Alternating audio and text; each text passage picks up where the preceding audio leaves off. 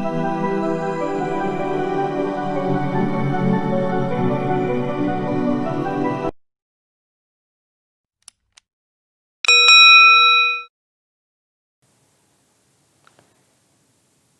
Everyone, welcome to Breaking Exam. तो जैसा कि आप लोग जानते हैं कि बिहार दरोगा मुख्य परीक्षा होने वाली है 23 अगस्त को। तो उसके संदर्भ में हम लोग लूसेंट जो है वस्तुनिष्ठ बुक उसको हम लोग ख़त्म करने वाले हैं। तो आज हम लोग का टॉपिक है भारतीय राज्य व्यवस्था। भारतीय राज्य व्यवस्था का हम लोग कुछ इंपॉर्टेंट टॉपिक्स आज करेंगे और इसके बाद हम लोग और भी जो भी इंपॉर्टेंट सिलेबस के अनुसार टॉपिक्स हैं उसको भी करेंगे। तो आज का टॉपिक है भारतीय राज्य व्यवस्था, जिसमें कि भारत का संवैधानिक इतिहास के बारे में हम लोग जानेंगे। तो चलिए करते हैं। वीडियो देखने के बाद वीडियो अगर अच्छा लगे तो वीडियो को लाइक शेयर और अभी तक सब्सक्राइब नहीं किया हो तो सब्सक्राइब कर लीजिएगा, जिससे क्या होगा कि आपको आगे आने वाली जो भी नोटिफिकेशंस हैं वो मिल सकेंगी। चलिए बढ़ते हैं पहले क्वेश्चन की ओर। पहला क्वेश्चन है, BR अम्बेडकर की और महात्मा गांधी के मध्य सन 1932 में हस्ताक्षरित पूना समझौता में प्रावधान था। ए, भारत के लिए डोमिनियन स्थिति बनाए जाने का, मुसलमानों के लिए पृथक निर्वाचन क्षेत्र का, हरिजनों के लिए पृथक निर्वाचन क्षेत्र का, हरिजनों के लिए आरक्षण सहित संयुक्त निर्वाचन क्षेत्र का। सही आंसर क्या होगा? सही आंसर है हरिजनों के लिए आरक्षण सहित संयुक्त निर्वाचन क्षेत्र का। BR अम्बेडकर और महात्मा गांधी के मध्य जो पूना समझौता हुआ था 1932 में, उसका प्रावधान उसमें यही किया गया था कि हरिजनों के लिए आरक्षण सहित संयुक्त निर्वाचन क्षेत्र दिया जाए। नेक्स्ट है, सूची 1 और सूची को 2 को सुमेलित करना है, जिसमें दिया गया और इसको इसके स्थापना के साथ सुमेलित करना है। तो है सूरत विभाजन, सांप्रदायिक अधिनिर्णय, सर्वदलीय सम्मेलन, पूर्ण स्वराज का संकल्प। तो इसको सुमेलित करना है। देखिए क्या सही आंसर होगा। इसका सही आंसर है B 4321, यानी कि जो सूरत विभाजन है यह हुआ था 1907 ईस्वी में।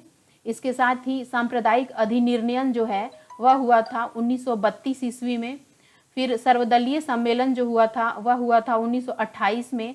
पूर्ण स्वराज का संकल्प हुआ था 1929 में। सूरत विभाजन 1907, सांप्रदायिक अधिनिर्णय 1932, सर्वदलीय सम्मेलन 1928, पूर्ण स्वराज का संकल्प 1929। नेक्स्ट है, निम्नलिखित में से किस अधिनियम द्वारा भारत के गवर्नर जनरल को अध्यादेश जारी करने की शक्ति प्रदान की गई? चार्टर एक्ट 1833, भारत परिषद अधिनियम 1861, भारत परिषद अधिनियम 1892, भारत परिषद अधिनियम 1909। तो सही आंसर क्या होगा बताइए? सही आंसर बताइए। सही आंसर है भारत परिषद अधिनियम 1861। भारत के गवर्नर जनरल को अध्यादेश जारी करने की शक्ति प्रदान की गई थी भारत परिषद अधिनियम 1861 के अनुसार। नेक्स्ट है, सूची सुमेलित करना है। अगस्त घोषणा, अगस्त प्रस्ताव, अगस्त संकल्प, प्रत्यक्ष कार्यवाही दिवस। सुमेलित करिए। सही आंसर होगा ए, यानी कि 2, 1, 4, 3, यानी कि अगस्त घोषणा जो था वह लॉर्ड मॉन्टेग्यू द्वारा किया गया। अगस्त प्रस्ताव जो है वह लॉर्ड लिनलिथिगो द्वारा किया गया। अगस्त संकल्प जो है वो किया गया महात्मा गांधी द्वारा। और प्रत्यक्ष कार्यवाही दिवस किया गया मोहम्मद अली जिन्ना द्वारा। अगस्त घोषणा लॉर्ड मॉन्टेग्यू, अगस्त प्रस्ताव लॉर्ड लिनलिथिगो, अगस्त संकल्प महात्मा गांधी, प्रत्यक्ष कार्यवाही दिवस मोहम्मद अली जिन्ना। नेक्स्ट है, रेगुलेटिंग एक्ट पारित किया गया 1773 ईस्वी, 1771 ईस्वी, 1785, 1793। सही आंसर होगा 1773 में रेगुलेटिंग एक्ट पारित किया गया 1773 ईस्वी में। नेक्स्ट है, भारत के गवर्नर जनरल को किस एक्ट के द्वारा अपनी समिति के निर्णय को अस्वीकार करने का अधिकार मिला है? भारत के गवर्नर जनरल को किस एक्ट के द्वारा अपनी समिति के निर्णय को अस्वीकार करने का अधिकार मिला? 1773 का रेगुलेटिंग एक्ट, 1784 का पिट इंडिया एक्ट या पिट्स इंडिया एक्ट, 1786 का अमेंडमेंट एक्ट और 1813 का चार्टर एक्ट। राइट आंसर क्या होगा? 1786 का अमेंडमेंट एक्ट। भारत के गवर्नर जनरल को 1786 के अमेंडमेंट एक्ट के द्वारा किसी भी समिति, अपनी समिति जो है उसके निर्णय को अस्वीकार करने का अधिकार मिला है। नेक्स्ट है, महारानी विक्टोरिया को भारत की समाज्ञी नियुक्त किया गया कब? 1885 ईस्वी, 1875 ईस्वी, 1876 ईस्वी, 1858 ईस्वी। राइट आंसर होगा 1876 ईस्वी में। महारानी विक्टोरिया को भारत की समागी नियुक्त किया गया 1876 ईस्वी में। नेक्स्ट है समागी विक्टोरिया ने 1858 की घोषणा में भारतीयों को बहुत सी चीजें दिए जाने का आश्वासन दिया था। निम्न आश्वासनों में से कौन सा ब्रिटिश शासन ने पूरा किया था? कौन सा आश्वासन जो उन्होंने दिया था उसमें उन्होंने इस आश्वासन को पूरा किया था? तो देखते हैं ऑप्शंस।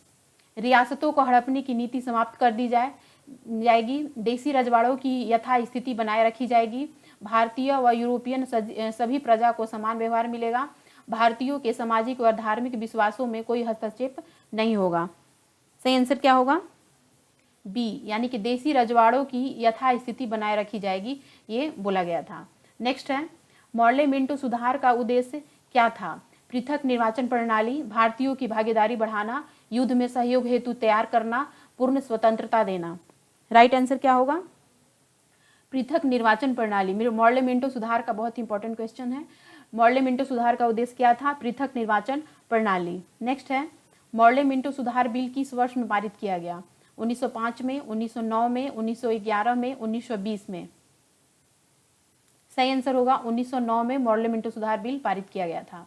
नेक्स्ट है मुसलमानों के लिए अतिरिक्त निर्वाचक मंडल प्रारंभ में किसके द्वारा लाया गया था? क्रिप्स मिशन 1942, मॉर्ले मिंटो सुधार 1909, मॉन्टेग्यू चेम्सफोर्ड सुधार 1909, भारत सरकार अधिनियम 1935। राइट आंसर होगा मॉर्ले मिंटो सुधार 1909। मुसलमानों के लिए अतिरिक्त निर्वाचन, ये भी बहुत इंपॉर्टेंट क्वेश्चन है। मुसलमानों के लिए अतिरिक्त निर्वाचक मंडल जो है वह मॉर्ले मिंटो सुधार 1909 में प्रावधान किया गया था।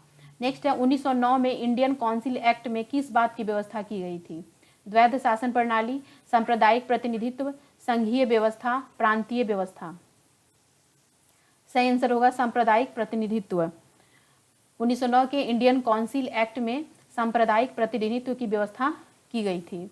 नेक्स्ट है मॉन्टेग्यू चेम्सफोर्ड सुधार में प्रावधान का सार था राज्यों की स्वायत्तता, प्रांतों में दोहरा शासन, हिंदू मुस्लिम हेतु अलग अलग निर्वाचन व्यवस्था, राज्यपालों को वीटो शक्ति। सही आंसर होगा प्रांतों में दोहरा शासन, मोस्ट इंपॉर्टेंट। मॉन्टेग्यू चेम्सफोर्ड सुधार में प्रावधान का जो किया गया था वह था कि प्रांतों में दोहरा शासन। नेक्स्ट है 1946 का कैबिनेट मिशन 3 मंत्रियों से गठित था। निम्नलिखित में से कौन इसका सदस्य नहीं था? Lord Pethick Lawrence, A V Alexander, Sir Stafford Cripps, Lord Amery. सही आंसर होगा लॉर्ड एमरी। लॉर्ड एमरी जो थे वह 1946 के कैबिनेट मिशन के 3 मंत्रियों में से नहीं थे। कौन 3 मंत्री थे? तो ये थे Lord Pethick Lawrence, A V Alexander और सर स्टेफर्ड क्रिप्स।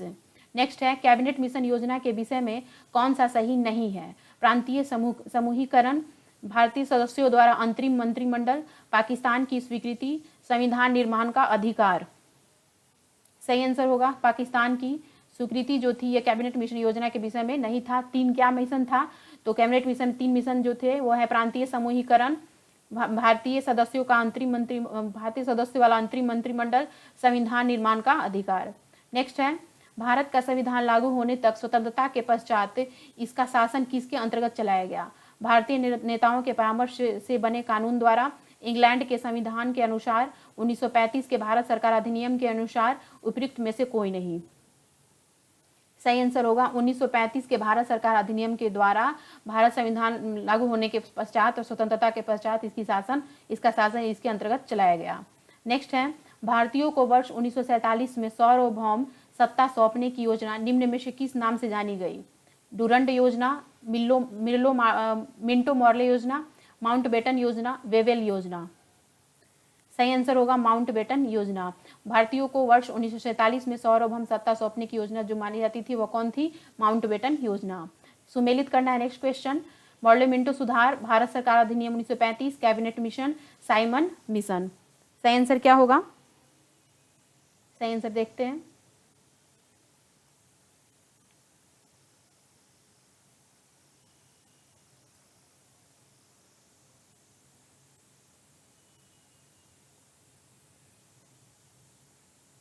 सॉरी, इसका आंसर जो होगा वो दिया नहीं है यहाँ पे, तो इस वजह से इसको अभी हम लोग स्किप करते हैं। बाद में मैं आपको कमेंट में इसका आंसर ये कर दूंगी, क्योंकि इसका आंसर अभी फ़िलहाल जो है ऑप्शंस नहीं दिए हुए हैं, तो इस वजह से नहीं कर सकते हैं। ठीक है। नेक्स्ट है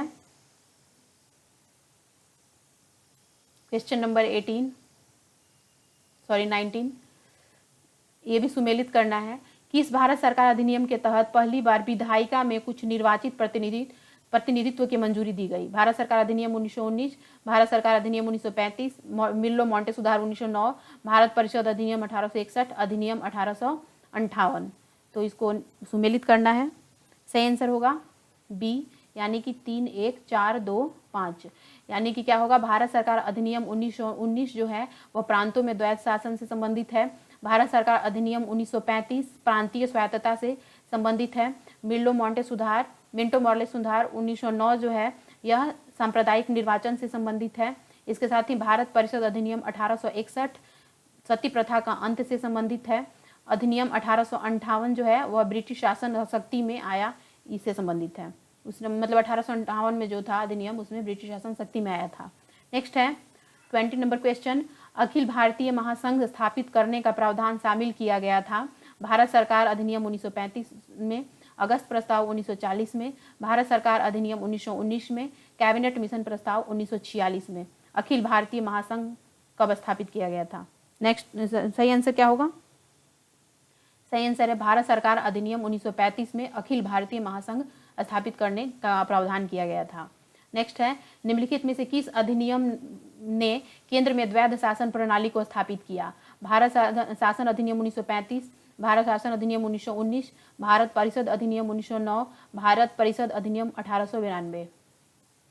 सही आंसर होगा भारत शासन अधिनियम 1919 के तहत केंद्र में द्वैध शासन प्रणाली स्थापित की गई थी।